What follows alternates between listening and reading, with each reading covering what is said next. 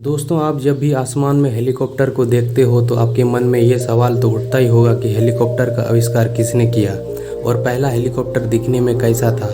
आज हम इस वीडियो में इसी बारे में बात करेंगे। हेलीकॉप्टर का आविष्कार एक रशियन अमेरिकन इंजीनियर ने आज से लगभग 80 साल पहले 14 सितंबर 1939 को किया था, जिनका नाम इगोर सिकोर्स्की था। इन्होंने दुनिया का पहला एक रोटर वाला प्रायोगिक हेलीकॉप्टर अमेरिका के स्ट्रैटफोर्ड शहर में उड़ा कर दिखाया था। इस हेलीकॉप्टर का नाम VS-300 था, जो कि पहली बार मात्र कुछ मिनटों के लिए उड़ा था। बहुत सारे सुधार करने के बाद 13 मई 1940 को इस हेलीकॉप्टर में सार्वजनिक रूप से कई उड़ानें पूरी की। वीडियो अच्छी लगी तो लाइक कर देना और इसी तरह के अमेजिंग वीडियोस के लिए चैनल को सब्सक्राइब कर देना।